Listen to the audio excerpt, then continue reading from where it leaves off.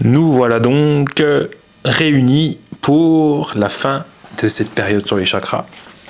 Cette dernière vidéo va venir clôturer notre série de 7 semaines qui nous a amené au travers de la matérialité, au travers de qui nous sommes, au travers de notre place dans le monde, au travers de notre connexion à la vie, au travers de l'expression de nous-mêmes et de la connaissance intérieure profonde qui nous pousse à suivre notre voie et à penser par nous-mêmes et à nous individuer, au rapport qu'entretient notre vie intérieure avec la réalité et comment est-ce qu'on peut l'analyser et la travailler pour pouvoir nettoyer et atteindre un émotionnel haut et un mental clarifié, synonyme de capacité créatrice.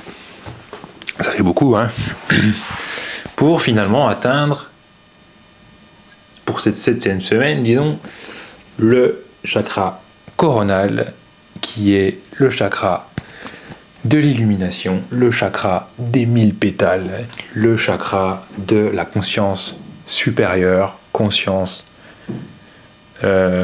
omniprésente, source de vie. Enfin voilà quoi.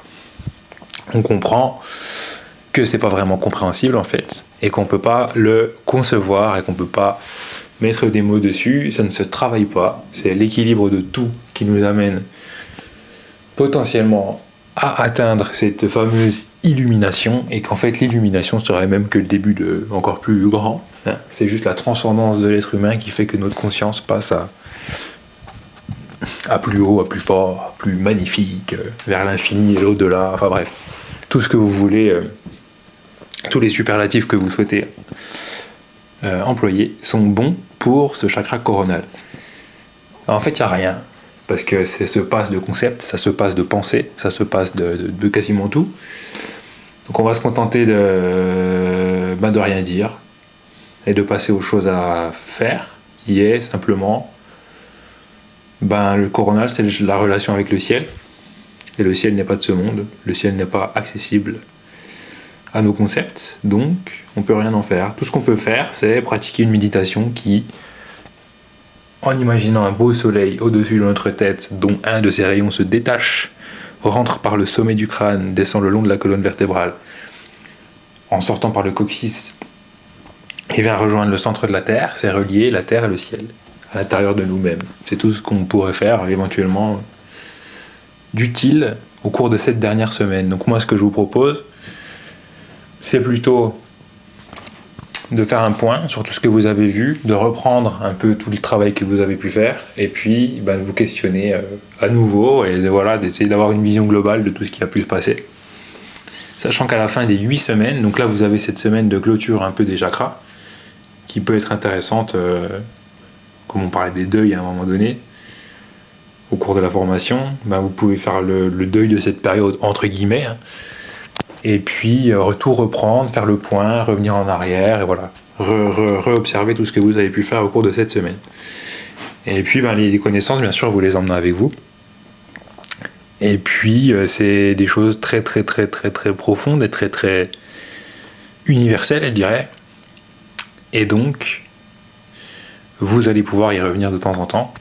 Et vous avez maintenant des cartes de lecture qui vous permettent de comprendre plus de choses. Quand vous aurez affaire à certaines émotions ou à certaines situations, vous allez vous dire « Ah oui, c'est mon chakra, tel chakra qui n'est pas bien équilibré parce qu'en fait, il faut que je travaille là-dessus. » Et tac, tac, tac. Et finalement, vous allez avancer petit à petit dans la vie avec ces belles clés que sont cette tradition indo-tibétaine, les chakras. Donc voilà pour cette dernière semaine. Je vous souhaite de bien sûr faire le point et puis de pouvoir, pourquoi pas, libérer encore de nouvelles choses, et voilà. D'approfondir vos connaissances. Pourquoi pas, prenez-vous un livre ou voilà, essayez de trouver quelque chose qui vous rapproche encore plus de vous-même. Et puis, on se retrouve la semaine prochaine pour la 8e et dernière semaine de travail. Donc cela sera un peu plus dense, il y aura un peu plus de connaissances. Et c'est des choses qui vont venir alimenter votre feu intérieur, si vous voulez. Pour reprendre la métaphore, on aura filé la métaphore. Ça nous rappelle les cours de français du collège. Métaphore filée. Et puis voilà, donc je vous présenterai nos petits copains, les archétypes du héros intérieur, qui nous amèneront à mieux comprendre encore ce qui se joue à l'intérieur de nous-mêmes.